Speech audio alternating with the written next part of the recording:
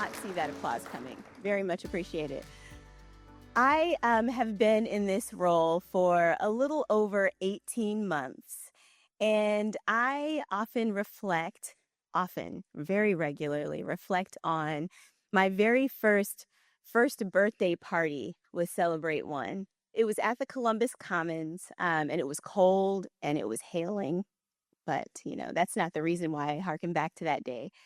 But I remember standing on the grass in the middle of the commons and looking up and seeing pictures of babies on the jumbotron, and I remember seeing to my left this long line of families that were waiting to participate in the smash cake, and I saw babies with icing and cake all over their face, and then to my right I saw early childhood education information being given out and stories being read. And then right ahead of me, we had this, all of these inflatable toys and the celebrations, and we had the little dancing characters. And I said, there needs to be more of this. There needs to be more of this kind of celebration. And I'll tell you, precisely 126 more. That was the number of babies that we lost last year. And if you really take a look around this room and you think about it, and then you close your eyes, you would know that if I pictured a baby, any baby, one you love, one you know, one you don't know, whomever, and you said, this one's mine, I'm responsible for this baby, we could get that rate almost down to zero. If every single person just said, this baby, the one in my head, this one, I'm responsible for that one. So stay tuned with us today and learn a little bit more about how you can hold that baby in your heart and all of the rest of the babies that we have here in Central Ohio, how you can participate, what Central Ohio has been doing on this topic for the last 10 years, and how we're going into the future. So with that, before we get any farther down this path, I'd like to introduce someone I think you all might know pretty well. He couldn't be here with us today, but I guarantee you he's at a place that's probably not as cool as this one, and he wishes he were here. Mayor Ginther. Good morning, everyone. I'm Andy Ginther, and for more than a decade, reducing infant mortality has been a top priority of my administration. In 2014, we launched Celebrate One with a bold vision that every baby in Columbus, no matter their zip code or family income, would live to see their first birthday. And in the years since, we've made progress, but not for all families. While infant mortality rates have improved, these improvements have predominantly been among our white families. Black families in Columbus still experience an infant mortality rate 3 times higher than white families. But there is good news. We know what works. Here are just a few ways Celebrate One is making a difference. In 2015, Celebrate One was one of the first in Ohio to pilot a community health worker program, connecting pregnant and postpartum women with life-saving resources. In 2023, Celebrate One partnered with the Columbus Metropolitan Library to launch In the Know, a program designed to support reproductive justice and ensure residents have access to vital information about their reproductive health. Every year, Celebrate One provides sleep sacks to birthing hospitals across Columbus, ensuring that newborns have the safest possible sleep environment once they go home. In 2024 alone, Celebrate One donated 8,208 sleep sacks to families in need. And finally, Celebrate One is recognized by Ohio Medicaid as a trusted partner in distributing funding and capacity building supports to local nonprofits, faith-based organizations, and grassroots initiatives. This is what collective impact looks like, because we know that real change takes all of us. This is about our mothers, our babies, and our future. We are here today because we believe in solutions, in action, and in the power of a community that refuses to accept injustice. Thank you for being here this morning. Thank you for the work you do, whether you're a policymaker, a provider, or a neighbor, to ensure that every baby in Columbus gets the chance to celebrate their first birthday. Good morning, everyone. My name is Agata Brenneman, and I'm the Director of Communications and Community Engagement at CelebrateOne. A lot of familiar faces. I am so thankful to be in this room filled with advocates, legislators, families. This is what it's going to take for us to make change. Before we move forward, I just wanted to take a moment to thank our amazing sponsors for this event, Crane Group and Huntington Bank. They supported today's event, but they have been long-term supporters of believers of our vision. Their generosity has really allowed our work to blossom and our connector core to really impact thousands of families over the years. With that, I'm thrilled to invite our incredible CelebrateOne chair, Christina Brown, to the stage. She's the National Director of Community Partnerships and Calling Engagement at Huntington Bank, and she will start us off. Thank you.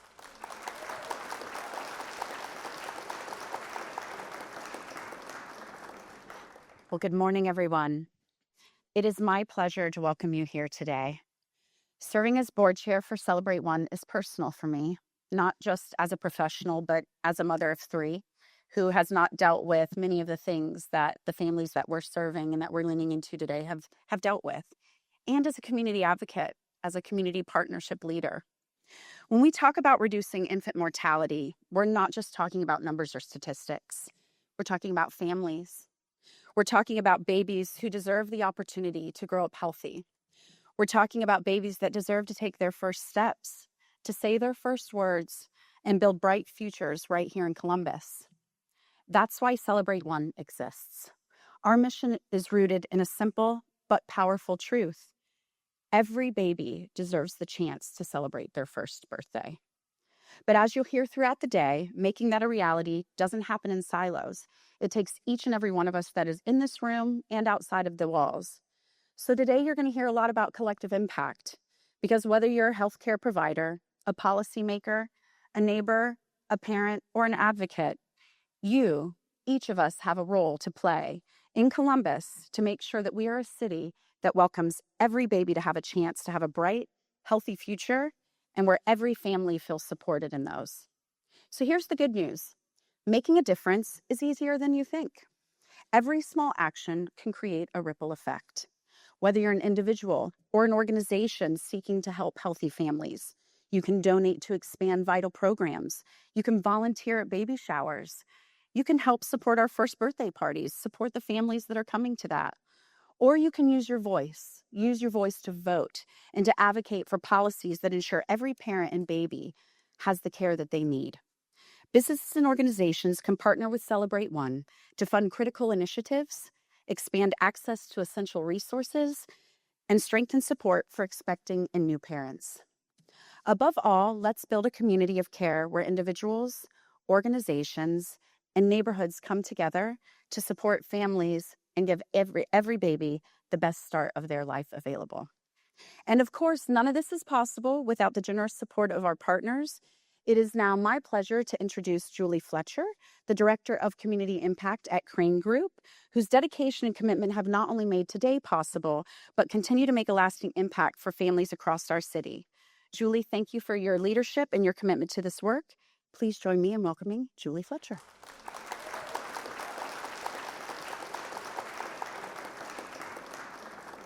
Good morning, everyone. Thank you, Christina. And this is an incredible morning. I'm privileged to be here representing Crane Group, a company that has always believed in the power of staying grounded, giving back, and investing in the communities we serve. Since the very beginning, Crane Group has believed in CelebrateOne's mission, and our dedication to this work remains strong. We know that ensuring every baby in Columbus has a healthy start as we've heard, a collective responsibility. Since my husband and I just welcomed our first grandbaby this past January, we are all things baby. However, I will also tell you that I had a sister who lived 2 months and never got to celebrate one. While my family had and has the privilege of having virtually no barriers to care, we do know what it is like to lose a life too early. But we have witnessed, as a lot of you have here today, the impact that is possible when businesses, healthcare professionals, nonprofit organizations, and engaged community leaders unite with a common purpose. When different sectors align behind a shared mission, real change happens, and partnerships like these create lasting, meaningful impact. Collaboration, again, you'll hear the theme all throughout this morning, is the only way we can drive down infant mortality in Central Ohio. At Crane Group, we know investing in equity strengthens both our businesses and our communities. That's why we're committed to supporting initiatives like this one. As of October, Medicaid approved coverage of doula services.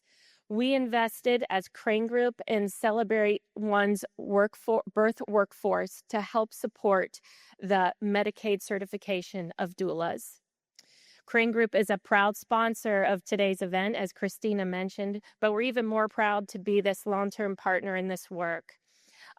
There are several ways that Christina suggested to get involved, and I'll tell you at Crane Group, we had Danielle come in and share the work of CelebrateOne, and she addressed the root causes of infant mortality. Several of our associates were not aware of this disparity. Following her presentation, we had an opportunity to pack diaper bags for an upcoming shower.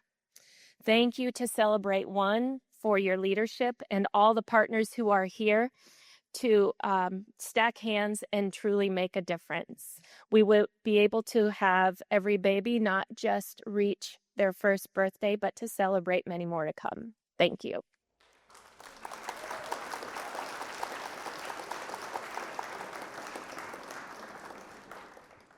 All right. And thank you again to Julie for coming and sharing. We will be moving right along. I'll welcome Danielle Tong right back to the stage and introduce our Deputy Director, Amanda Zabala. They'll talk about where we're headed and also where we've been. Amanda will walk us through the last 10 years of what infant mortality has looked like in Columbus, how far we've come, the lessons we've learned, as well as the challenges we've had. And then Danielle will share a look ahead at what's next for CelebrateOne and how we will continue to move the work forward and fight infant mortality. So put your hands together for Danielle and Amanda. Thank you. All right. Are we sitting or are we standing? I was planning on standing. I'm kind of a pacer, so I think we'll stay standing. You can sit if you want. I'll just keep walking in front of you. All right. Back in 2014, the Greater Columbus Infant Mortality Task Force came together to solve a very important problem, the problem of infant mortality. And one of the recommendations they made was to establish a coordinated community-wide response. And that came to be in CelebrateOne. At that point, the goal was to reduce the infant mortality rate to 6 deaths in every 1,000 live births and to cut the disparity gap in half. We had so much engagement, so many community partners that wanted to see this work happen, and so much progress that between the years of 2014 and 2019, we saw a lot of progress. And then the year of 2020 emerged. We all know what happened that year. And the world changed for us. The way that we access our groceries changed. The way that we access childcare changed. The way that we go to work, the way that we earn a living, all of those things were different. And we saw that impact our infant mortality rates. In 1 year, we went from a rate of 6.8 all the way up to a rate of 10.2 in 1 year. And that was gut-wrenching for those of us within the work, for those of us watching along the sidelines, for those of us with our own kids at home, that was gut-wrenching. It really was. You know, to see in such a short time frame this dramatic increase, it was just tragic. We went from losing 118 babies in 2020 to losing 140 the very next year. And these outcomes weren't evenly distributed. In fact, these outcomes have never been evenly distributed. In Franklin County, our Black babies are dying at a rate of at least twice, sometimes 3 times that of our white babies, and they have been for as far back as our data go. And during the pandemic, these disparities only widened.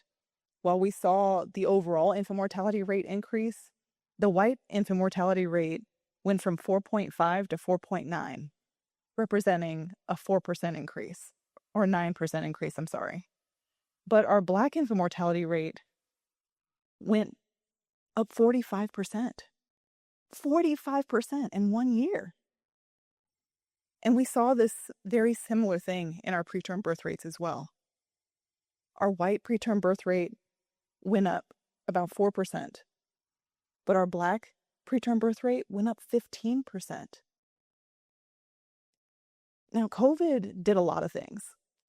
It really highlighted the existing racial disparities, the existing racial inequities that we have always known to exist.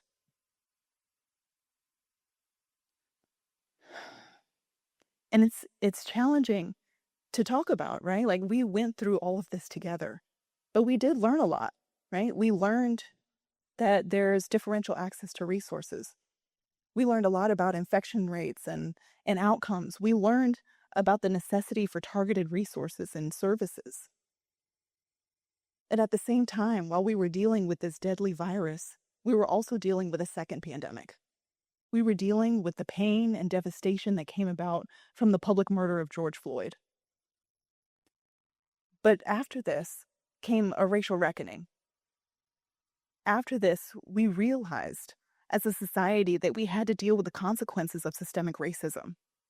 And as a city and as a county, we declared racism a public health crisis. We said we recognize that racism-related stress is directly linked to physical and mental health outcomes. Things like hypertension and depression and advanced biological aging. And we know that all of these have profound effects on our birth outcomes. Now, racism is profound. It's foundational to our country's history. And it continues to impact our policies and our practices despite our best intentions. Now, Dr. Kamara Phyllis-Jones, a world-renowned public health leader and epidemiologist, has said that we shouldn't be asking if racism is operating here, but how. And so as we're doing this work, we have to ask some really hard questions. Like, how is racism impacting our past and our current policies that are affecting our birthing people and pregnant women? How is racism impacting our funding, our ability to fund initiatives that reach the people with the worst outcomes? This work is hard. Infant mortality is considered an adaptive challenge, and it's very complex with multiple intersecting factors.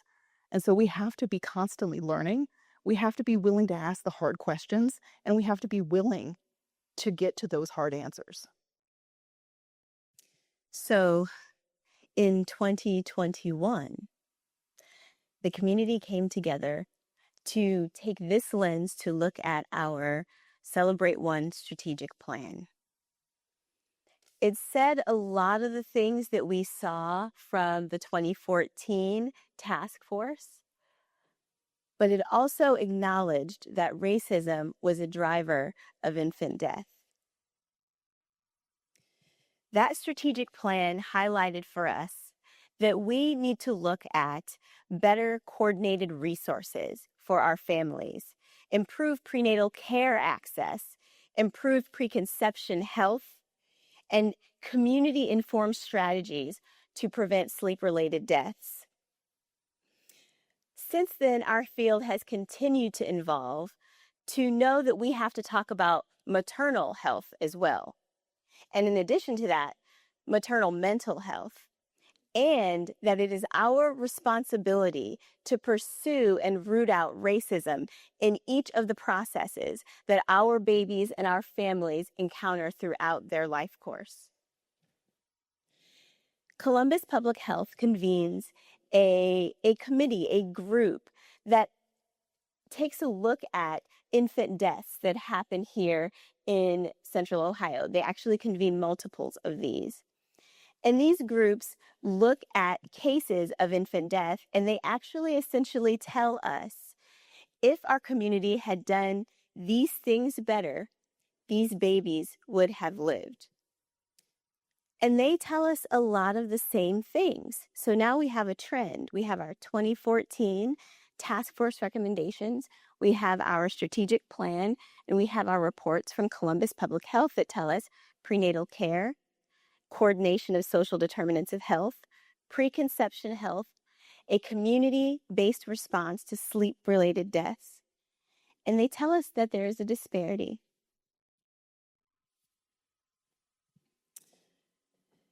These drivers encourage us time and time again. They give us similarities to understand. They require systemic solutions. Absolutely, they do. And over the past 10 years, we have made some progress in a lot of different areas. So if you take a look at the Ohio Pregnancy Assessment Survey, you'll see that in 2023, 92% of women received a healthcare visit in the 12 months before they got pregnant. That's up from 72% in 2016. We've also seen expansion in home visiting access, where 11% of pregnant people received these services in 2023 compared to just 6% in 2016.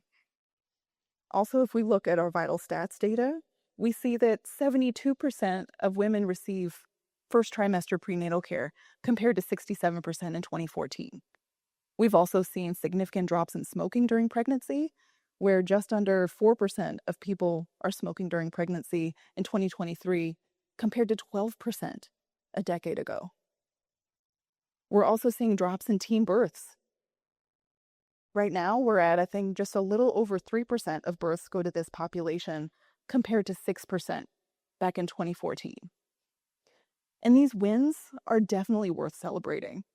But we definitely have more work that needs to be done, right? Preterm birth rates are still the same. Unintended pregnancies are still the same. Housing stability during pregnancy is still the same. And we still see persistent racial disparities across all of these metrics. And so while we've made some significant changes, we've moved the needle, we still have plenty of work that needs to be done.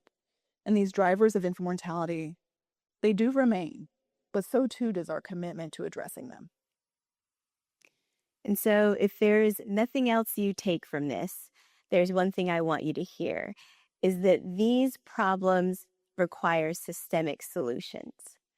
They are not problems that we can treat in a one-off way. And this weight is much too difficult for one single organization to hold all by itself. And that is really why the collective impact model supports this type of work. I liken it to the sun. If you think about the sun, it has a number of important features. It keeps us from freezing on the face of the planet. So that's its most important feature. Keeps us warm. It grows our food. It provides us light. And it resets our circadian rhythm so we can sleep and wake at the same time. And those are all really important things. We want the sun to keep doing those things. But what if we needed the sun to do something very, very specific in addition to those things? What if we needed the sun to burn a hole through a rope? What kind of tool would we use to get that to happen? Yes, I was worried someone was going to say a lighter. A magnifying glass. And that is the goal behind collective impact, is to be that magnifying glass for our community. If you think about it, we have all of the resources that we need in this community to get this done. We have 4 major hospital systems. We've got a number of colleges and universities. We have a generous corporate environment. And the last I checked, which was last night, the Human Service Chamber boasts 210 health and human service organizations as their membership. And that's not all the organizations, that's just their membership. So we have a huge number of people who care in this community. And they are all working hard, and they are warming us in very much the same way that the sun warms us. They are keeping this community warm. And we have this very, very specific thing that we need to accomplish. And so the role of CelebrateOne is to help focus this work so that these organizations, these 210, can continue to serve housing, can continue to serve, you'll actually get to meet some of them today, continue to do what they do best, and make sure that some of their rays are doing the very specific work of saving our babies. So we know what we need to do, right? We've covered that. We need to make sure to coordinate supports for families and across the system. We need to improve prenatal care, access and quality. We need to improve preconception health. We need to make sure that we advance community-based strategies to reduce sleep-related deaths. And we need to do all of that through an equity lens. So we've covered that, right? Got that? All right. We've talked a little bit about how we do it, that magnifying glass, but let's now talk about what those rays of light look like coming through the other end of that magnifying glass. Collective impacts all have a similarity about them, and CelebrateOne is no different. We have the responsibility of facilitating shared data so that we all start from the same information, have the same level of understanding. We have the responsibility to build the capacity of the network, of the systems that our families are serving. I like to call it enriching the soil. We are responsible for building coalitions that care. You here are among them, and that should reach even farther. We are responsible for cultivating a shared message so that we each approach this work with the same lens and can expect to send the same message to our partners. And because this is our full focus, we can do it with sustained support. We can do it with sustained effort. It's really tough for one single organization to pull that off, and that's why we need all of us. One single organization trying to do this is small, mighty, and covers a certain area, but there are opportunities for gaps in between, and that is where your collective impacts can fill those gaps. Now, collective impact work is hard. I think we all know that. We've been at this for a long time. But by definition, we don't do this alone, right? We're a collective. We have all of you. And so over the past 10 years of service, we've engaged so many different partners. We've engaged partners that span local healthcare organizations, social service agencies, community leaders, and residents as everyday experts. We've forged relationships with faith leaders and community organizers and political champions, fraternal organizations, barbershops, beauty salons, you name it.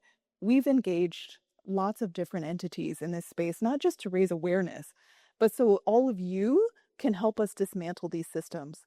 You can help us improve our processes and improve the resources that are available for all of our infants in our community to thrive. In our time, we've identified the neighborhoods with the highest infant mortality rates, and we've engaged residents in each of these areas so they can tell us what we need to do to address this problem. We've established our esteemed connector corps, many of which are in the back today. Wave your hand. These are residents of our neighborhoods who have been trained as community health workers and employed as trusted messengers and connections to critical resources and information. And today, they have served thousands of families. We've distributed countless diapers, wipes, sleep sacks, car seats, pregnancy tests. And so many of our partners, many of which were named lead entities by the original task force in 2014, have done amazing work. They have distributed thousands of cribs and trained so many parents, grandparents, caregivers, and community about the importance of infant safe sleep. They've helped to increase Medicaid enrollment through presumptive eligibility. They've eliminated early elective deliveries before 39 weeks and made same-day contraception more readily available. They are with us every step of the way. They've helped us implement smoke-free housing policies and smoking cessation programming for families, and they continue to help us in lots of different ways, including by improving our care coordination. And we couldn't do this work without you. So Amanda shared a lot about where we've been. And so let's chat for just a little bit about where we're going. And that requires your help. So I'd like to think about this through the lens of advocate, donate, and support. Let's start with advocate. As I shared before, this is systems level work that requires system level solutions. And so while we are working in our communities, hand in hand with our families, we also need to know what is happening at the other levels of our government and the other levels of our nation.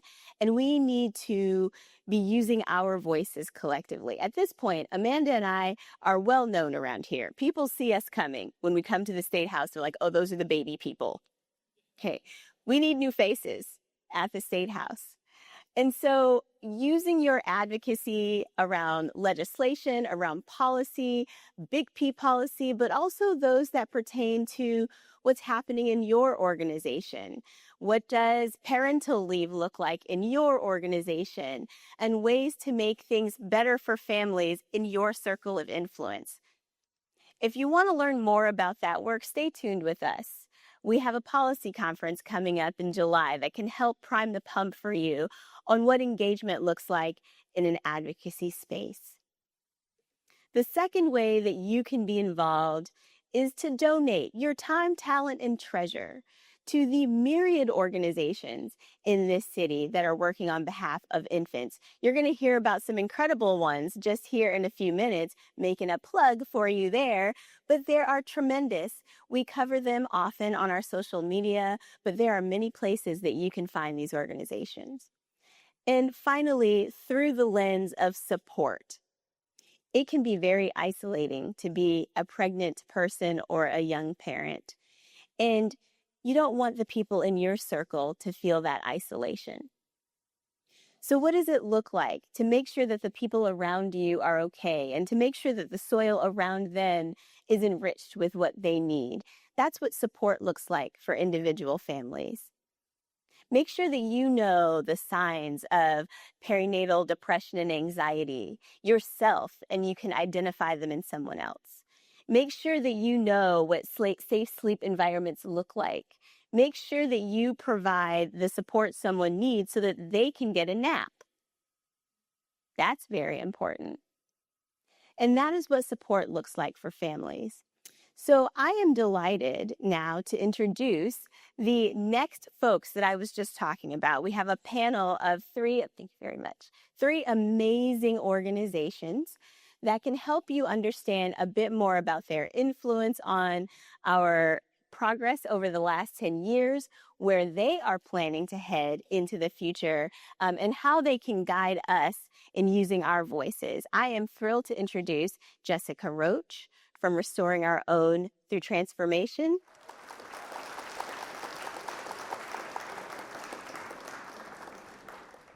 Kate McGarvey from Legal Aid of Central and Southwestern Ohio.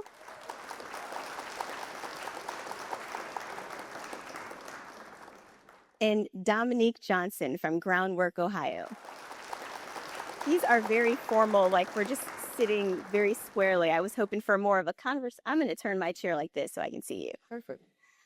All right. Actually, let me grab my questions real quick.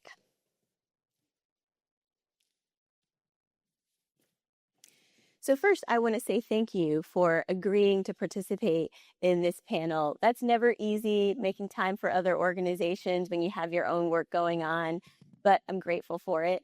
And I know for sure, thank you. And I know for sure that our audience will benefit greatly from it.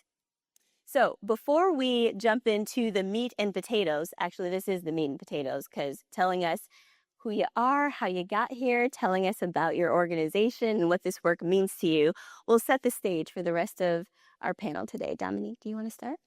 Yes, thank you for having me here today. In many ways, this work really found me. I lost my daughter to stillbirth in 2020, and then I had a preterm birth with my son. He was born at 29 weeks, 2 pounds, 6 ounces in 2022. So there's a lot of trauma, as you guys could know, that comes with that. And I was at a CelebrateOne event, I think the same event you're talking about. And I found out about Queens Village Columbus, and they are Black-led organizations that advocate for maternal and infant health. And they don't just advocate, but they really uplift Black women in the community and show you how to use your voice and the importance of putting yourself first to be a great mother. And through that, I was able to get on the Ohio Better Birthing Committee, and then work with Nationwide Children's on some slave sleep initiatives, and be a part of a Marsha Dimes event, and work on Ohio Infant Vitality Advocacy Day, where I learned about Groundwork Ohio, where I work now, and as a policy associate for the maternal and child health. And it's a statewide nonpartisan organization that advocates for early childhood and health development for the most vulnerable in our state. So I got to not just focus on the infant mortality in Columbus, but look at a wider view and to try to make real policy changes. So with my work with Groundwork Ohio and Queens Village, it's actually helped me to kind of heal and give my pain a purpose. I just want to highlight that she mentioned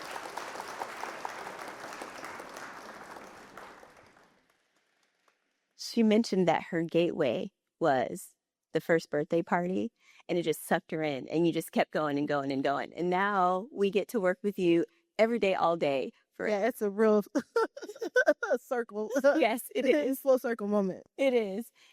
Kate. Well, thank you so much for having me this morning. I'm Kate McGarvey. I'm the Executive Director of Legal Aid of Southeast and Central Ohio.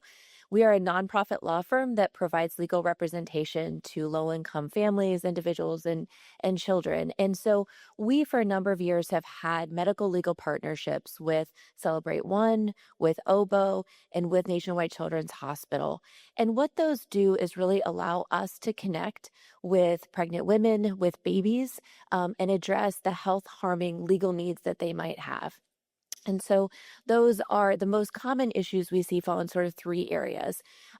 Those include housing, so whether it's housing instability, housing conditions issues, fair housing issues. And then the next area involves income stability. And so that's often public benefits. And so it could be access to Medicaid, it could be access to certain services, could be unemployment compensation. And then the third area is in our family law area. So women who may be victims of domestic violence, who may need protection orders or custody. And so those intervening in those situations have really been shown to help pregnant women and babies reduce stress, to have less emergency room visits, to have better income, all of which helps with infant mortality. Well, thank you for that. I appreciate it. So my name is Jessica Roach, and I am the CEO and founder of Restoring Our Own Through Transformation, also known as Root. I'm a Black woman. I'm a mother. I'm a grandmother now. Third one coming. Got to get a minivan again. I am a nurse. I'm a master's of public health, and I am a midwife. I come to this work with all of those things as an extension of my life experience as a teen mother, and then a mother of a preterm infant after I became a nurse and was working at The Ohio State University as a research nurse. and then the mother of my third child that I had that was a completely healthy pregnancy and was able to change what the narrative was. The whole purpose of starting Root really comes from that. The word there is key. It's foundational. It's how is it that we can take a look at our history and our culture and the things that we have done for ourselves in order to protect and save our communities and to protect our babies and to build out that Black family structure and be able to apply that to the community. So Root is an organization that comes out of all of our experiences collectively. We do that through multiple ways. We address through our perinatal support specialists, also known as doulas to many in the room. That's through our direct service model. We do health research, we do public policy and advocacy. And all of those things operate in a way that allowed us to be an organization for almost 8 years now in July. And we have been able to maintain a 0% Black maternal mortality rate throughout that entire period. And we unfortunately do have the statistic that we have lost just one infant during that 8-year period, and it was not during the neonatal phase. It was in the 4th month due to medical complications and issues. And so for us, it's very important that we know that we take a look at the landscape, the resources that we have, the intuitive knowledge that all of our families have, and be able to apply those in a practical way with the medical sector, the healthcare systems, and other community organizations that support and align this our work. Thank you. Kate, I'm coming to you next. You mentioned the primary places that you serve families. And when we were talking about this previously, you went into some of the specificities around housing specifically. We often think about evictions, but there's more to it than that. Can you talk a little bit about that? Absolutely. Yeah, so our housing work has a range, and there has been a lot of community conversations around eviction, which is very important. And, at eviction court, there definitely is a huge need for families, and many of the families going through that process have children. But one of the areas we haven't talked as much about is housing conditions. And that's something that through my 20 plus years at Legal Aid, we have really seen an increased need for. As we've seen housing stock get older, as we've seen affordable housing become more and more of a crisis, it ends up with housing conditions getting worse and families really being stuck in conditions that harm their health.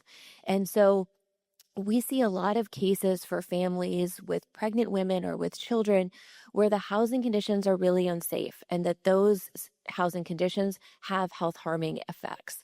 For example, we had a family who had had a persistent leak in their ceiling. They had contacted the landlord had come out, but they'd really just done cosmetic fixes, hadn't actually fixed the structural problem that was causing the leak. So eventually that roof collapsed while the mother was pregnant. They contacted our office. We were able to help with the rent escrow process, which should be simpler than it is. But really, if you look at filings, it's very difficult to do that process without an attorney. So we were able to help get that family with their rent escrow and then eventually help them relocate with damages for things to their belongings that had been injured, as well as the other issues that had happened when they were there. And that's not uncommon. We had another case of an infant who had been hospitalized over 20 times. And from the medical records, it appeared it was because of mold in the property. And so we were also able to help that family get both compensation and move to a place and keep their voucher. And so the whole range of issues, we've seen kids with serious bed bug bites all over their bodies as a result of conditions issues. And so I think it's something that we probably don't talk about enough in the community. Sometimes they're individual units that are a problem, but sometimes it's the whole complex. And we're able to help in both of those cases and really working with CelebrateOne and others. We're able to work with the medical providers. They're able to identify families who may be in these situations and get them to us, and they might not otherwise think to contact us. And so that warm handoff, that training back and forth has really been able to help in those situations. I had a red flag moment, a light bulb moment around the rent escrow process being so challenging that you must have a lawyer, and what kind of predicament that puts almost all families in, if they do not know that your services exist, do not have the funds to pursue a lawyer themselves, it doesn't really leave them that many options. Right. And that's true. And we, at one point, went down and did sort of a survey of 50 random rent escrow cases. And I think there was one that was properly filed without an attorney. So it really is just more difficult than it should be. And that's, one option. There's also, there's litigation and other things that can be done, but that's the first option, and should be the most accessible to folks. Yeah. All right, Dominique, I'm coming to you next. Okay. In your experience, can you talk about barriers that families face? And I'm talking through the myriad experience that you have. You've named so much. What kinds of barriers do you believe families face, and what can our community do better to mitigate them? One of the reasons why I got involved in so many projects so fast is I saw that there's a major disconnect between the people in the community who are dealing with infant mortality and the programs and the care providers who are trying to help the problem. I was like 35 years old at the time. I had a stillbirth and a preterm birth, and I had no idea how big of a crisis the infant mortality was. I didn't know about programs like Root or Celebrate One. So we have to go into the communities. That's what I love about Queens Village is you build those connections and you get to talk to the people and see what they need and be able to try to help them to connect with different things. But you have to have these voices in the room. Groundwork Ohio just recently released a Threads of Hope report where they partnered with CareSource and spoke to about like 3,000 women about their birthing experiences. And we need to do more things like that. But we can't just talk to these women. Well, we have to take those voices back to the rooms that matter and try to make real system changes. So I also want to plug, if you are interested in involvement with Queens Village, Dominique is a wonderful resource, so you can see her. Yes, afterwards? Wonderful. All right, so we're coming to you next, Jessica. All right, so Root, you mentioned them here, but Root does a lot of work. You have lines in the water in many different places. And one of those happens to be around family stabilization. And I'm wondering if you can talk us through what family stabilization looks like for Root and why that's important specifically for the Black family. Absolutely. I think that one of the issues that I've seen over my 25-year career and then being able to work and develop this out with Root is that we have a tendency to look at this as if it's a single issue, and it's not. And we also have a tendency to take a look at our families as if we're monolithic, and we are not. And so you have to be able to address all of the factors and all of the drivers of our lives, right? And we find this across socioeconomic issues. So one of the things that we do, the framework of Root was created out of the principles of the impact of the structural determinants of health and how they have actually created the social determinants of health. And that's a framework that's also used with HRSA and now highlighted at the Centers for Disease Control in Georgia, in Atlanta, Georgia. We all know the CDC. We know, and what our organization does isn't just about the birth itself. Everybody wants to have a great birth outcome, right? But you can't get to a great birth outcome until you look at all of the factors within our families that we have to address. Simply being Black and walking through the world is a stress factor. Not having access to mental health providers is a stress factor. Not only not having access to affordable housing, but not having the ability to be able to establish intergenerational wealth through home ownership is an issue. And those are just a few, right? And so for us in our organization, we know that our families need to have that place of feeling like they can develop their own stabilization methods. How is it that we can help connect into workforce development? How can we provide that opportunity for workforce development? How can we make sure that those connections, when you do have the evictions, when you do have the put out notices, and you are guaranteed to be able to receive funds, but they haven't come through in time, how can we make sure that we're going to connect those dots. So we often provide those emergency gap services and being able to provide housing opportunities. We provide additional food resources. We provide diapers and wipes, all of those things. But we also are very clear about centering the voice of the family and taking a look at the entire unit. How is it that grandma's health might be impacting mom's stress level? How is dad actually managing himself and taking care of himself and also having his needs met? And acknowledging that there are hormonal changes that happen there as well. How is it that we are making sure that we are helping to educate the rest of the family that it's not just about coming to hold the baby, it's about coming to wash clothes. It's about coming to make sure that you're preparing meals, because both mom and dad need to be able to rest and continue to bond with that baby. And so we acknowledge and know that while we cannot touch everything, we have to be able to look at all of these drivers that impact our families and create these negative outcomes. And so through part of that, not only with our perinatal support specialist core, we are also expanding and developing out our behavioral health division this year, which we're very excited about. So we will have crisis management as well as long-term therapy that we'll be able to provide for our families. We are also working on opening our clinic, which will be happening, grand opening will be April 17th. So we'll be able to have a provider that's working on our site with our perinatal support specialists, and then making sure that we also have these relationships with hospital systems. Shout out to Ohio Health, very specifically.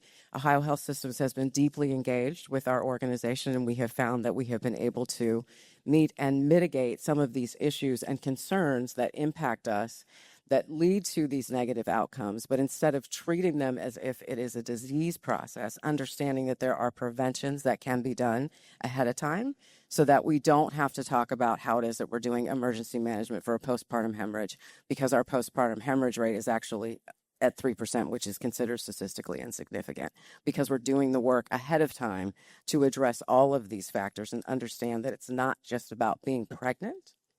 It's about making sure that the family is stable and making sure that the environment is inviting to be able to come back home and create this environment where you're going to be able to know that you are well supported.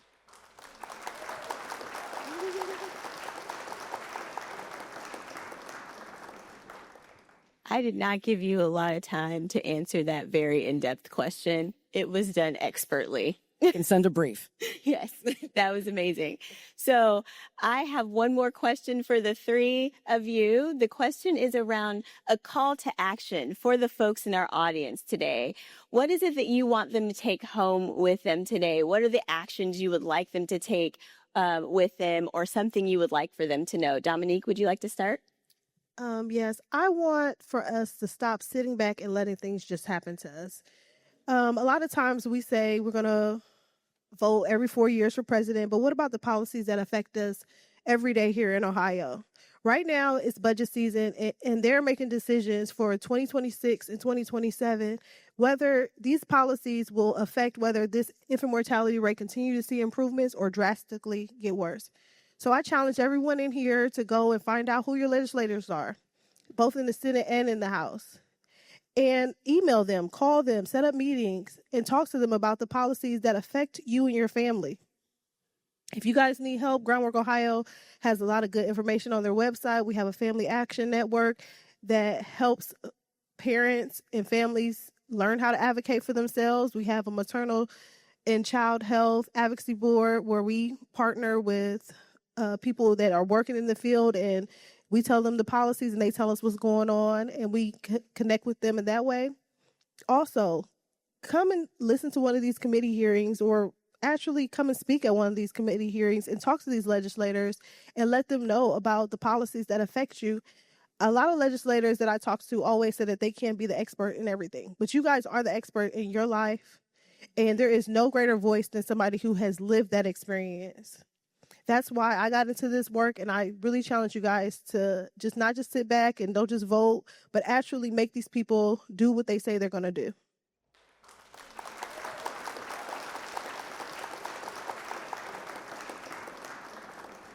And I think what I'd really like people to take away is just the connection between social determinants of health and legal outcomes. So I think that oftentimes people don't want to think about lawyers or they don't want to think about the legal system, but it's really, really important and it can have a huge impact. And so I think sometimes people ignore that mail that comes in. I think sometimes people don't make that outreach because it might be scary or something they're not used to, but it really can have a huge impact on whether it's your income, whether it's your housing, whether it's your family safety, and those things all have a big impact on those social determinants of health. I think my biggest takeaway for this today, gosh, that's a difficult question to be able to completely summarize. You actually had 4 points when we talked about this. We were did? 4 great ones. I don't remember all of them. I'll try to help you. The first one is to make sure that everyone understands that it's not just about us being broken as a people. That narrative needs to be removed. And that's one of the foundations that comes to our organization. Yes, we're not broken. This is not a biological or genetic entity. We have significant issues within our community that have been created by the policies that have been developed over time that have created these gaps. And so in that, when you're taking a look at how it is that you're going to address the health of our families overall, you have to remember that there are policies and procedures that are in place that create these barriers that make it difficult for us to access. And so in that, the first thing that you need to do is make sure that you are taking a look at our experience, listening to what it is that we want for ourselves, understanding that we know inherently what it is that we need and what we want, but we may not be able to articulate it, but that does not mean that we should be dismissed by that. We need to be sure that we are taking a look at the organizations that are on the ground doing that direct work. The work that my staff has to do on a daily basis, the work that I still do to a certain extent, requires a 24/7 engagement and being able to drop everything to meet the needs of our families. And so that can't be discounted. It also is very important to make sure that you understand and know that while you may see certain people in the forefront, the ones that really create that work and the ones that are really making that difference are the ones that you will never see. Those are the ones that are the roots. Those are the ones that extend, and those roots extend out into our entire community, and they are interconnected. And that is how it is that we're able to create the stabilization with some of our families in the way that we want to. And always make sure that when you are talking about funding, and we're talking about fair and equitable funding, make sure that you're looking at each one of these organizations and see where their accountability structures are. Because we can say that a program works or we know about this program, but do we really know the intricacies of that program? Know where your investments are, know where you're going to make your investments, and know how it is that you're going to connect agencies to one another so that they can hold one another accountable and also support them in those structures that they are developing so that we can have a true holistic model that will continue to address specifically Black maternal and infant mortality in our city. Franklin County has an opportunity to be able to be considered innovative because we've got the resources, we've got the supports, and we've got the knowledge to be able to pull all of these resources together to create the environments that we want to see.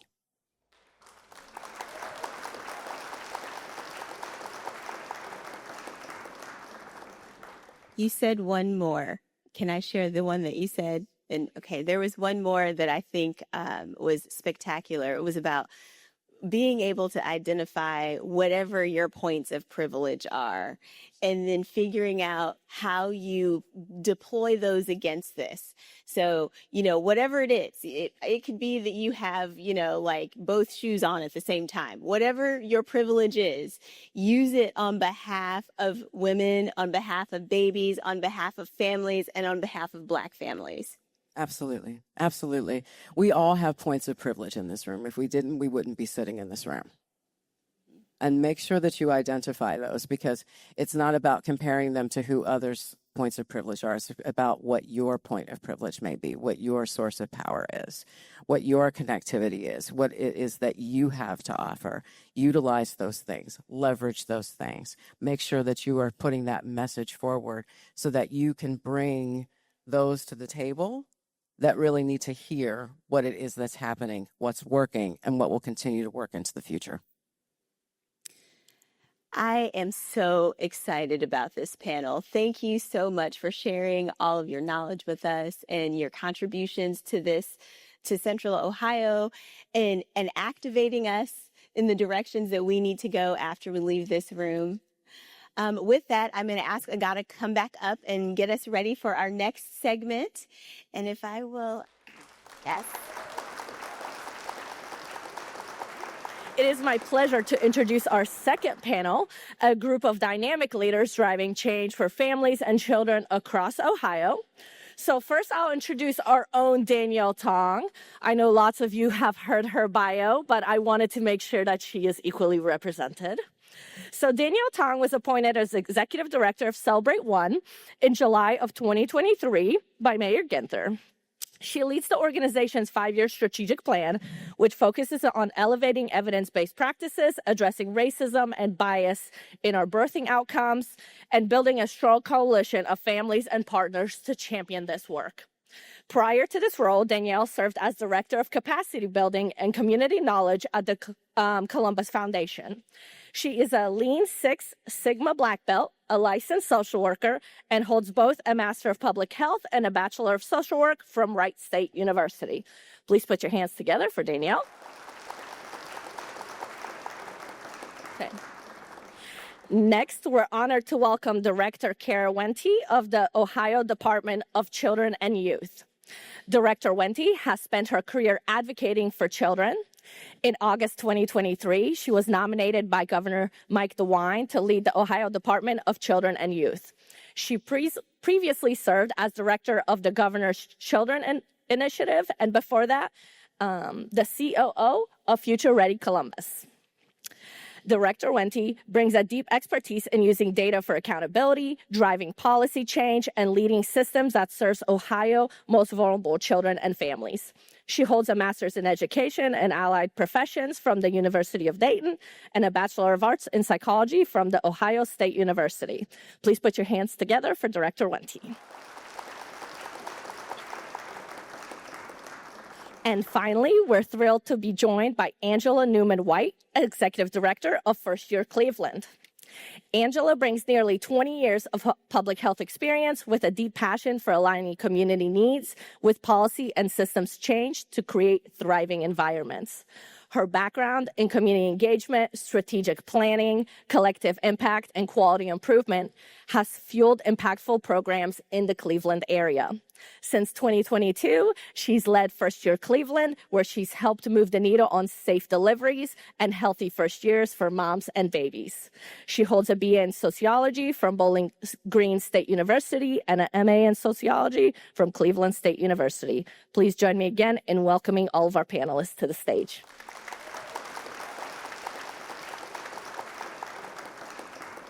Thank you. Thank you. Can y'all hear me? Okay, good. It did, for some reason, I can't hear it up here. Thank you for joining us today. This panel is really to help us get a sense for our context within the state of Ohio. What are other folks doing? What is the vision for Ohio? And that is really the first question, Director Wente. If you will talk a little bit about, the Department of Children and Youth is somewhat new to us. So a little bit about the scope there and the vision that you have, especially as pertains to infant maternal health. Yes, good morning. So the Department of Children and Youth, I appreciate that you say it's still new because that means I can play the new card for a couple more months. The governor actually created the new department in our last budget, and he created it for one sole purpose. He wanted to make sure that someone woke up every day and thought about kids, and that we were striving to ensure that we were doing right by them. We have very quickly taken on the mantra of do what's right for kids for the new department, because unlike what you may hear bureaucrats stand up here and often say, Our first question when our team is asking the why, or should we change, or what is different about the new department, it's because our first question isn't how much or is it compliant. It's what's right for kids. What's our end goal? And then the question is, how do we get there? So when you're talking about the new department, it's important for you to recognize we're not just early childhood. We're actually prenatal to 21. What makes us up to 21 is because we do have children's services. So at the new department, we have maternal and infant vitality, we have early intervention, we have early care and education, home visiting, child care, and children's services. And the vision for the governor was, I want all kids to reach their full potential. From before they're born to the time they leave and they become self-sufficient community members, I want to ensure that they have the best start in life. And that's really the goal of the new department. When we talk about the vision specifically to maternal and infant vitality, the great thing is I can sit up here and I am self-aware enough to know that I don't have the answers. And I am not going to drive the direction. I'm going to provide infrastructure. I'm going to listen. One of the other key components of the new department is that we really lean into lived experience and lived voice. So in our first 6 months, that was our goal. We went out and listened to everyone who would talk to us and said, okay, what do we not know about our system? And what should we be looking to change? What barriers, what gaps? And that's really where we're focused today, is how do we fill those gaps? How do we support the communities doing the great work, which I know we'll talk more about? And how do we listen so that we adjust?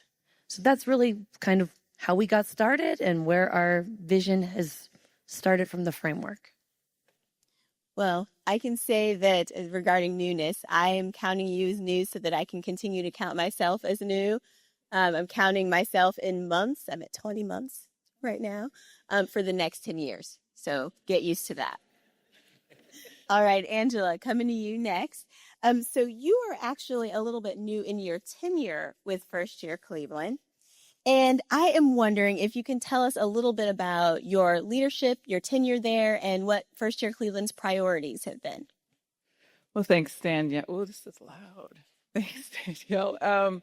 So as in my bio, I spent 20 years in public health, and in 2015, I was brought on board to create what is now First Year Cleveland. In Cuyahoga County, we're so fortunate to have a number of phenomenal program services organization and a robust healthcare system, but we continue to see the high infant mortality rates, and I always knew something is missing because we're doing this work. We're as individual programs and organizations seeing great outcomes, but the county and the city of Cleveland specifically continues to fare worse. What's missing is an agency or organization to help to convene and coordinate and figure out what's missing and how do we fill the gaps. And so, fast forward past 2015, I was recruited to take over First Year Cleveland, actually in January of 2023. And in doing that, our migration from the Case Western Reserve School of Medicine to social work really allowed us to amplify the importance and the relevance of the larger social context and its implications on birth outcomes. Because prior to me coming on board, we were extremely focused on healthcare, which is very important, right? But our healthcare system is more responsive than preventative. So we react, and here's a prescription, and we haven't treated the symptoms. So this is an opportunity to treat the symptoms. How do we create conditions for families to thrive? And I wanted our organization to stop talking about babies dying and focus on babies thriving, because there is so much joy in the Black family, in the Black community, and, just talking about babies dying, it's depressing. And so let's do more of what works. Let's focus and come from an asset-based lens than deficit. And so, I had been talking even way back when with Dana, who's on your team. I believe she's with you all now. What if we stopped saying infant mortality and focus on infant vitality? Let's just focus on life. And then maybe, we're going to make the progress that's needed. Well, I think that is certainly something that we've been talking about internally, because as you think about this work across the long haul that is going to be required, we have to talk more about more than death. but also what does it look like to thrive? This also exists in the handoff between the first year of life and into early childhood education. So our responsibility is certainly survival, but also thriving, and also that healthy handoff to the next phase of life for our babies. So I have another question for you, Angela. It's really around, first year Cleveland had a neighborhood that was able to really reduce the infant mortality rate down to zero. And I want to know what you believe led to such significant reduction, and what were the things that your community did to help support that? And how was it so neighborhood specific? So first off, though I do believe in evidence-based, I don't believe that evidence-based works for everybody. Having this assumption that one strategy or intervention that worked for one family or one group in one community is going to work for everybody is not realistic. And so, the whole impetus around focusing on a specific zip code is to really ask people, what do you need? And do that. When we started implementing countywide changes, systems level changes and programs that we thought would benefit Black families and Black babies, the white infant mortality rate improved and the Black infant mortality rate did not. And so, oftentimes when we do make significant changes, populations of privilege tend to receive the greatest benefit in general. And so we said, let's focus on one community, right? So I created what's one community. It's a resident-led collective impact framework that basically allows families, businesses, and community leaders to tell you, or us at the time, what we need to do. So the zip code of 44128 experienced about 10 deaths a year. Consistently, 10 babies died in this community, and even in specific census tracts, so some apartment buildings and a couple of streets. The data told us that yes, there's high infant mortality rate, and through our fetal infant mortality review, we thought this is a labor and delivery desert. Let's advocate for a labor and delivery hospital. And the community was like, I don't want to do that. But the reality is they needed one, and we did get one for the community. We're excited UH opened up a labor and delivery site, but the community said, stop talking to us. This was in 2016. Stop talking to us about babies dying. And what I want to do is build relationships with my neighbors. I want to help our young people breastfeed, and maybe we can do it through the churches. Let's do things like that. Let's bring people together to just build relationships, because I'm tired of not knowing my neighbors. And that's what we did. We were like, okay. The funders at the time were like, you can't do these things. This is not evidence-based. But my argument always is the evidence is asking and responding. And that's the whole leadership model that we at First Year Cleveland, kind of go with, is we ask people what they need as opposed to telling them what they need to do. And so 10 deaths a year, in that one year that we were in that zip code, not one baby died. 0 infant mortality. And so, thank you. I had received, that was funded through a separate funding source that changed its framework, which is another, concern that we all of us have, is that sometimes when you're doing well, it's like, well, you don't need the money anymore. And then you just leave. And so, from our organizational perspective, we do a lot of active fundraising to make sure that we can sustain the work long term, to ensure that we just don't give up on folks. Since it's allowed to be conversational, I'm going to jump in there for a second, if you don't mind. So Angela gave a great point around the community lens in Cleveland. And because we've had great relationships with Danielle and Angela and so many other community partners, that's something we want to take to heart at the Department of Children and Youth. We don't want to prescribe what our communities are going to do to work in the maternal and infant vitality space. We want to listen and we want to support infrastructure. And when we talk about that, it's meeting those communities where they are. It doesn't mean that we're not going to have guardrails and guidance. We want to lean into the data. Evidence-based are words that we hear over and over, and it's things that people really feel good about funding. But with my short stint in the community, I know that it's really hard to get funders to want to support that infrastructure, the data, the people to actually pull these community partners together and talk about what the community needs and to listen. So that's something you're going to see from our department's perspective shifting a little bit. Today, I have 293 grants in the maternal and infant vitality space statewide. That's a lot, right? That's great. We want more money in this space, and we asked for more money in this space. So as you're talking to your members, you should educate them on our asks. But more importantly, what we want to do is to make sure that every dollar that goes out, you guys know about, because you're the ones convening your groups and know where those barriers are. We want to make sure they're accessed for the very purpose we're putting them out for. So I just wanted to add that, because had we not been in conversation, had we not been listening, that's not something we may have looked at right away.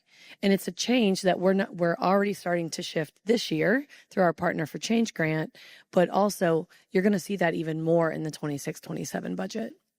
Sorry to interrupt. No, that was fabulous. And that's something that I have really been appreciative of, is the opportunity to share and be listened to and have an open door policy with you to be able to talk through things. The other thing I think that you said that was really important was around that sustained funding piece, because it's wonderful to have you in this space, but we also have a lot of funders in this room and in this community, and certainly in Cleveland, that want to invest in new things. It's the next new, fresh, new thing. And I hope that if I made nothing else clear to you in our presentation earlier, is that we've been at this since 2014, and it's the same things, the same stuff. Right. And that's where we need to invest. And that's where we need to stay persistent. And that's where we need to stay consistent, is really knowing where it works and investing there. So, Director Wente, you've been mentioning a lot about listening. Can you talk a little bit about proximity? One of the things that that we know that has been a criticism in the past is how proximate state folks are able to get to community level issues. Can you talk about what that process looks for you and how you plan to lean into that going forward? Absolutely. So the great thing about Ohio is it's a big state, seventh largest state in the country. We have a lot of diversity, and we have a lot of really smart people leading work. We have set for 6 years a foundation of support around cribs and perinatal care and investing in Queens Village, which you heard a little bit more about. What we know at the state level is we're not going to prescribe the solution. We don't think we can program our way out of this. What we know is that we need to really continue to lean into our communities, allow them flexibility to do what they do best, which is to listen to their own communities. But what we also know is that we have to hold ourselves accountable. And one way we do that is about talking about it in every circumstance, in every situation, and in every conversation. Because we have heard the same thing that you have heard. All we hear about is how big of a problem this is. I met with a member a couple weeks ago, and he said, I have said yes to you every time you've come here, but yet you continue to tell me we are horrible. I'm like, well, we're 43rd, sir. Yes, we are not great. But what I can tell you is we need to trust our communities that they're moving in the right direction. But what we also need to do is make sure that we are attaching that data and that story and showing that why what we're doing is working and why we are changing some of what we're doing to meet the families earlier. We all talk about infant mortality. And what I think sometimes we forget to bring up, because you all know it in this room, but when you're talking to others, it's not innate, that 67% of our deaths last year happened within the first 27 days of life. You all know that. That is natural understanding to you, but most people don't. So if we don't bring to light, to share, that's why maternal health, that's why we have to break down these barriers to getting to appointments and to making sure that it's not just about being eligible for a service, it's actually being able to access it. So for us, that's what we're going to work on, supporting our communities, to making sure the data is available, to tie that work to the interventions and the prevention, and to ultimately make sure that our infant mortality rate and our maternal mortality rates get better. I mean, that's the end goal of all of this. Director Winty, you've said two things so far that have really, to me, outlined the utility of the collective impact model, which the two of us lead. Is that concept around pooling information, both to deliver to you on what is happening, boots on the ground here in Columbus and in Cleveland, but also being able to understand what it is you need to tell your members about our work so that you can help them understand where we need to head next. And that's really the goal, I think, of collective impact. So I have a question for you. It's around advocacy. In your first years of leadership, you have leaned heavily into advocacy. Can you talk a little bit about what those priorities have been for First Year Cleveland? Yes, I love the advocacy space. Coming from a government entity when you weren't really allowed to advocate, it was like, the chains came off, and I was like, yes, let's really be a part of the change.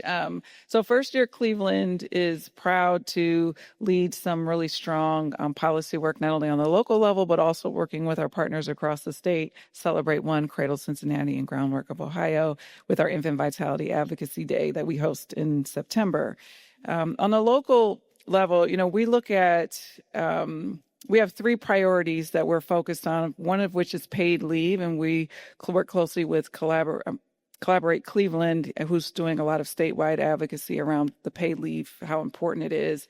But we do it from a downstream and an upstream. There's multi-levels. So our organization is able to, work with our constituents, our families, and our organizations to really help to amplify the validation behind paid leave, making sure that employees are able to advocate on their behalf, but then also can we work directly with those C-suite individuals to have them adopt some more robust paid leave policies. And then, of course, on the state level, maternal mental health is our second priority on the local level. So it's pretty cool that we've gotten some foundation support to secure a consultant that's going to work with our smaller organizations on ways to optimize Medicaid billing. Because what we hear is that everybody needs to go, we have a shortage of therapists, but if you're not affiliated with a healthcare system, you're not likely as a therapist going to be billing Medicaid, because we hear on the ground that it is not fun. And it's a delay on getting paid. So they put the pay onto the client to say, well, you can just bill the insurance yourself. So to alleviate that, we're building capacity at a local level. This is a policy and systems change on the small P side. And the other small piece is around non-clinical mental health services. So we also know that not everybody wants a therapist, and not everybody needs a therapist, and not everybody has an actual clinical diagnosis. And so providing opportunities for women to create conditions to address stress, to build relationships with one another, is optimal. And the last piece is around basic needs. We have a huge economic crisis, not only in the county, but across the state of Ohio. Our infant mortality rate, unfortunately, went up in 2023, and it mirrored the same infant mortality rates since 2015. And for us, when we take a deeper dive, it's because of all those economic supports went away. Child tax credit went away, SNAP benefits went away, renter protections went away, child care, all of this went away. And so it's the added stress.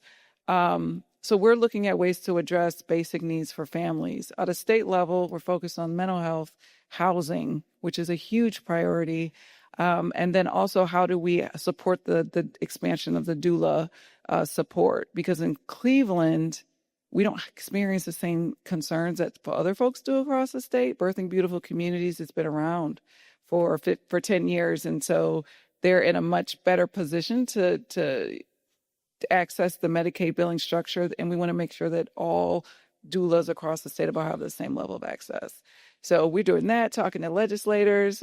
Feel free to, go to firstyearcleveland.org and keep up to date on all of our policy work. But we really are proud of the work that Groundwork is doing. They are really, our go-to is to really understand, what are some key opportunities in the maternal and child health space, and we take it and run with it, so. Yes, I think that what you shared is really evidence of the fact that what we're talking about are systems level situations. They require engagement that you're putting in the work for that I think is incredible. So I've got one more question for us. It's for both of you. If you had any advice for Columbus, what would that advice be? Director Wente, we'll start with you. So I think first and foremost, you all are here today, so you are ahead of many communities. But I think continue to talk about it. I want to clarify that, yes, I am in a government role, so I only educate about this topic. I do not advocate for this topic. I educate, and that is probably most important. Make the conversation come to life for the families, the people in your community that you're talking to. But then I would also just say, you hear me talk about data. You heard it in my bio. I bring data up in every conversation I'm in. And that's because we have got to talk about the wins. People do get tired. They get fatigued when you only talk about the negative. And we have a lot of good happening in this space. We are at our preliminary data for 2024 shows our lowest infant mortality rate statewide in 20 years. That's a huge win. Is it where it needs to be? Absolutely not. Do we have a lot of work to do? Yes. Do we need more investments in this space? Yes. But we have got to talk about the fact that we are starting to see the momentum shift because we are doing what we're asking you all to do. Listen, act, and adjust when you don't get the result you want. So I just invite you all to be a part of that conversation in any forum you can find and continue to tell your story. And I echo a lot of what Director Wente said. I think, and especially even our panelists earlier, it's really about leaning into your own privilege, whether it's your experience, your position. You know, we all have an opportunity to be a part of the change. And if you're not a part of the solution, then you might be part of the problem. And so this is not the time to sit back and wait and see, right? We have to be extremely intentional around engaging with our local and state legislators because some decisions are being made that's going to have some long-term impact. And my other piece of advice too, and I'm not that familiar with the Columbus landscape, but is to lean in and build relationships with your philanthropy partners.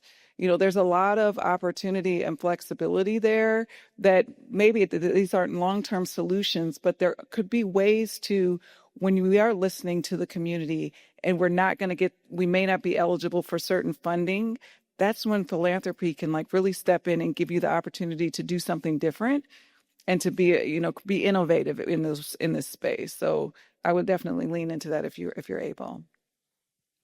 And I will give myself, just one nugget of additional advice is that sometimes advocacy doesn't always mean big P legislators. Sometimes advocacy can be whatever policies you're working with inside your employer or within your local hospital areas or within your local moms groups or all the various processes that you see that make life harder for families in our region. Advocacy is about creating a tide that makes a change, whether that be on the legislative level or that be on the local, whatever is within my circle. So I always encourage us to be reminded that, you know, your tiny circle is a great place to start with making change. So that wraps up, that concludes this panel. And here comes Agata to come get us because we might be going over. Thank you so much for this. This was spectacular. Okay. So as they are getting their photo, I would like to open the question and answer portion of our programming. So I know we are running late. We will get you out of here on time. I promise. We built in for this. So if you have a question for our kind panelists that are up here, please raise your hand. I will bring the mic to you, and we'll take some of those questions now. So if you have anything, please go ahead and raise your hand, and I will bring you a mic. I'm curious, when you're looking across your work and the partnerships that you've developed either throughout the state or in the Cleveland area, what's one thing that you wish people understood more about infant mortality? So being fairly new to this work, right? When the new department was created, when I started in children's initiatives, I think the part that still shocks me today is that not everyone understands what an issue this is. I was in a room a couple weeks ago and someone said, well, 900 babies statewide. That's pretty good, right? And I think that's the part that is a struggle. We want so much more for these babies, but we have to start with the foundational understanding of everyone recognizing that we are a resource state.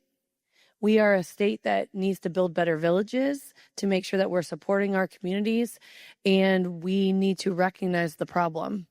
And yeah, we talk about it a lot in the same circles, and it's making sure that people that aren't in this work every day also see the problem, so they're talking to their network, which is going to take all of us.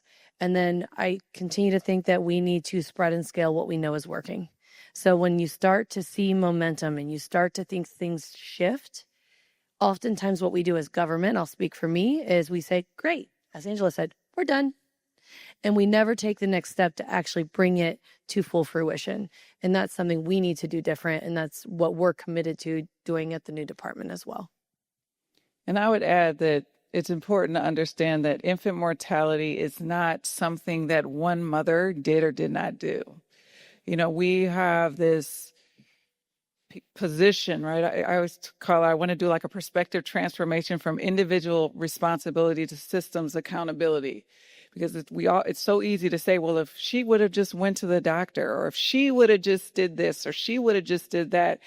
But as we've even heard on the earlier panels, and especially what Director Wente said, it's not that easy for everybody to do all the things that we say you need to do.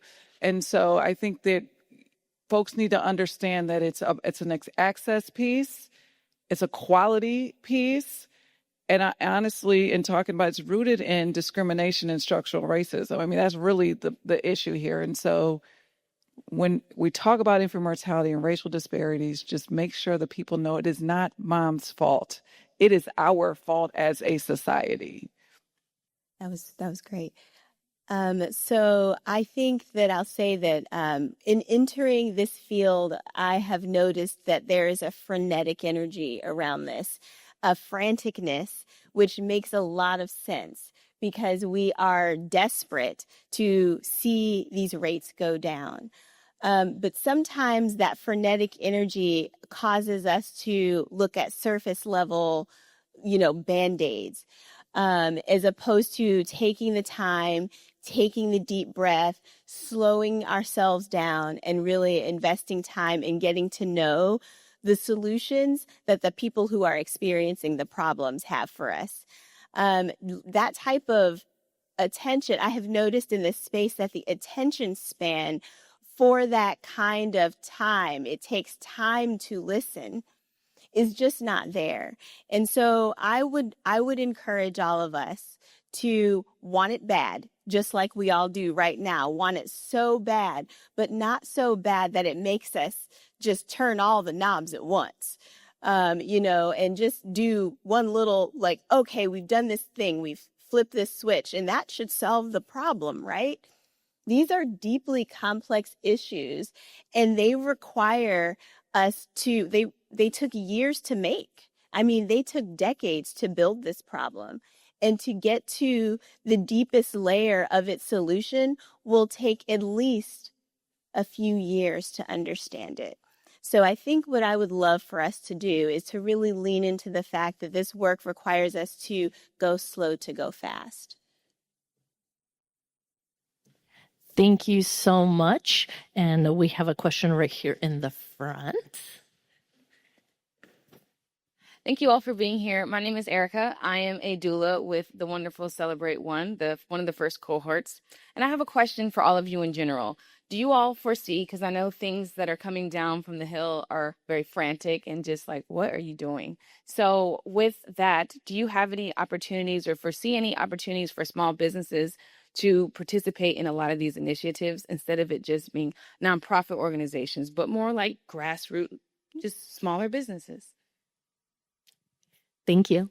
Well, there's absolutely opportunities for small businesses to be a part of this. I mean, I think when we're talking about even on the small P, level, just trying to educate on how access to childcare, paid leave, livable wages, and things like that have an opportunity to place a family in a different position to be able to take care of their little ones. But then also in the donation space, right? So this work costs money. And as a nonprofit, folks can write it off. So, having that connection with small business, not only will it show the community that you care about babies, but you're also putting, you're walking the talk. And also I think too with the volunteering. So we have, like in Cleveland, we work a lot with our smaller organizations to volunteer, like our diaper bank and wrapping diapers for families and things like that. Trying to find ways for folks who maybe don't have the financial means, but use their social capital and time to be a part of the solutions. They can see, their effort and the impact it makes. I think that's an opportunity for small business. The one piece I would add is if you're a small business or talking to a small business, first and foremost, look at your own policies and understanding. Oftentimes what we talk a lot about at the state level is how do we educate our small businesses to support our families that we know that have more barriers. It's not just about their family leave policy. That's huge. But they may be late more often than another employee. It is not because they don't understand the value of getting up early. They're getting up early. But if the bus is late or that child is sick and they don't have a network, then how do you support them differently with an understanding? We talk a lot about that. We also want to make sure that they're talking to their counterparts because we need to start pulling in new individuals to talk about this issue. We are great. And you heard me say this earlier, but we need the businesses to recognize that they need a workforce. We need more babies. I don't care how they talk about it, as long as they recognize that there is a need for the discussion to happen and more people to care. And I would ask you all to not only ask them, make them have a call to action to explore their own policies, how they're supporting families, but how are they going to continue the conversation? And who are they going to bring in that may not be at the table today? I would also add that this work is made of small businesses. So when you think about the folks that make up the birthing workforce right now, and you think of all of our doula community-based providers that are in this space, those of us that are midwives that may not be connected to an institution but are doing the work, those are all small businesses. And I see it as a cyclical economic engine because a lot of the families that we serve are also in the space of very small family businesses. They may become the doulas or the midwives that serve us. They might become the community health workers, or they may have a myriad other kind of small business that they open. And so it brings me to mind actually of Queens Village. Queens Village convenes Black women and intentionally looks to use small Black-owned businesses in every single one of their events and their programs as a way to perpetuate that economic engine of the small business. So I think there is a lot of place for small business in this work. Okay, we have our last question in the back. Thank you. Hi, I'm Becca Alexander. I'm with Mental Health America of Ohio and the Ohio Perinatal Mental Health Task Force. So I was really excited to hear you talk about basic needs and housing as part of mental health, targeting mental health support. I don't feel like that's always part of the conversation. And I would like to hear any other contributions that you have into building programming that supports basic needs in order to target those mental health outcomes. So we currently are implementing the Healthy Beginnings at Home project in Cleveland area, which provides housing and addresses a lot of the financial needs of families with the intention to support a healthy birth outcome. We're only about 9 months into the project, but that's one of the projects that we're doing specifically around housing to impact birth outcomes with the understanding, as you mentioned, that the reduction of stress has an opportunity to lend itself to a better birth outcome. But with the basic needs piece, right now I'm actively fundraising to launch and I'm not going to say what it's going to be called, but something. And the goal is to provide money, direct cash to families. So this has been done in California, in Wisconsin, and in Baltimore, to where, women are given unrestricted funds that you can use it for whatever you want, with the intention to address stress. So there was a project done out of California focused on early childhood development, and they were giving women $400 a month, and they gave them a gift card. And, the assumption from some funders is like, they're just going to spend it on whatever. But when they were tracking the purchases, it was really paying the electric bill, going to the grocery store, putting gas in your car.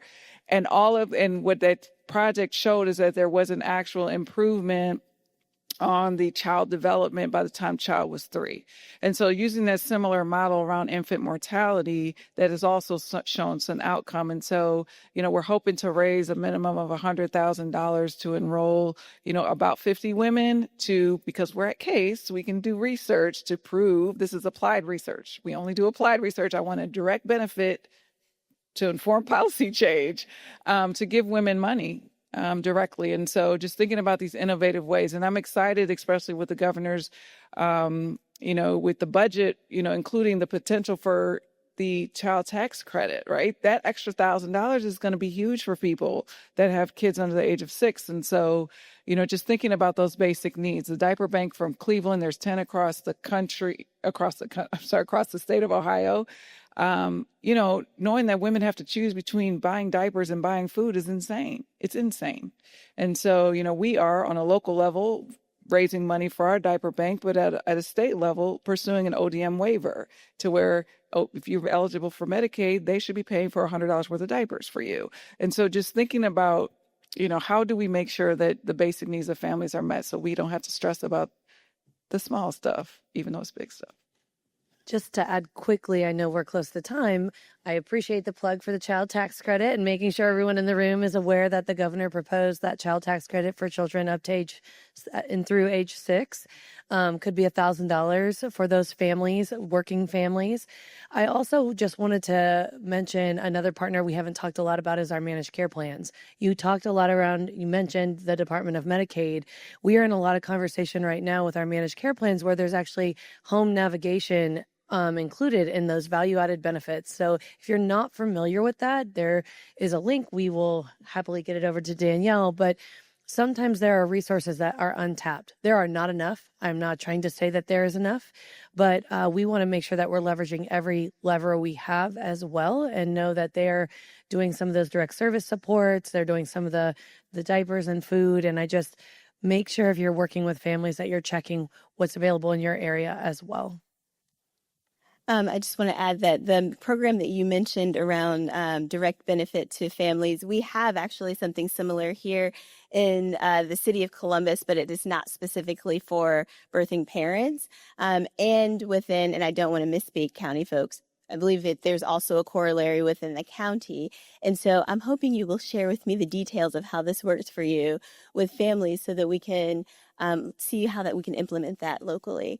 The other thing I'll share around alleviating mental health burdens in social determinants of health is really the care coordination piece. As you said, there are a number of benefits available to families, but having to actually navigate spaces to access them is a pain at best, but can also exacerbate existing mental anxieties and concerns.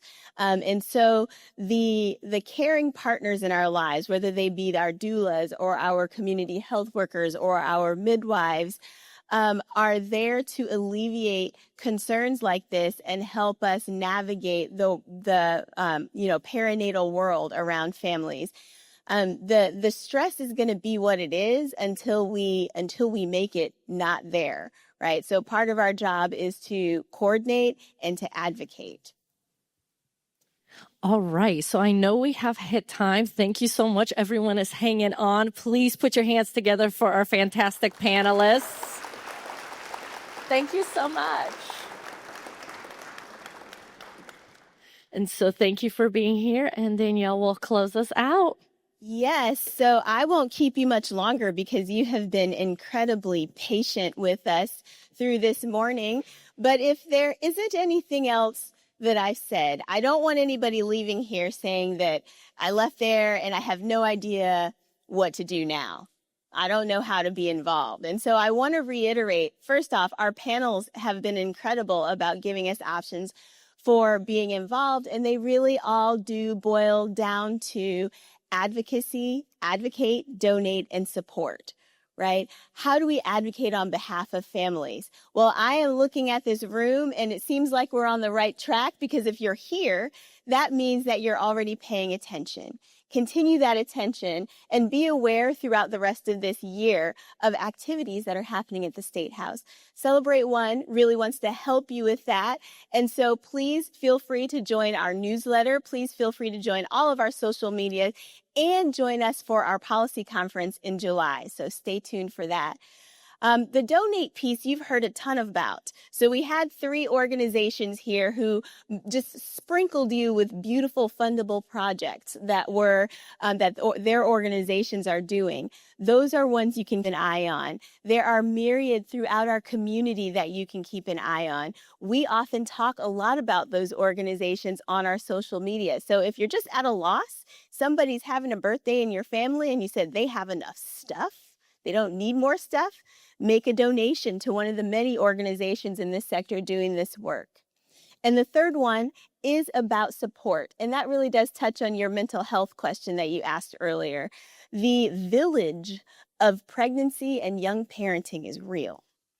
It really requires a village. And that village isn't just the immediate family that is around the person who is birthing. It's around the community around the person who is birthing and the society around the person who is birthing. So that means we have a responsibility to pregnant people and little babies that we don't even know. Okay. But we started this with a picture in our mind of a baby, a cute little infant that we will be taking through the rest of this year with us. That is our responsibility. If we all just save that one baby, we can come back here this time next year and say, job well done. Thank you so much for spending your morning with us, for learning more about how to engage in this work, and for being involved and caring enough to be here. Have a great rest of your day.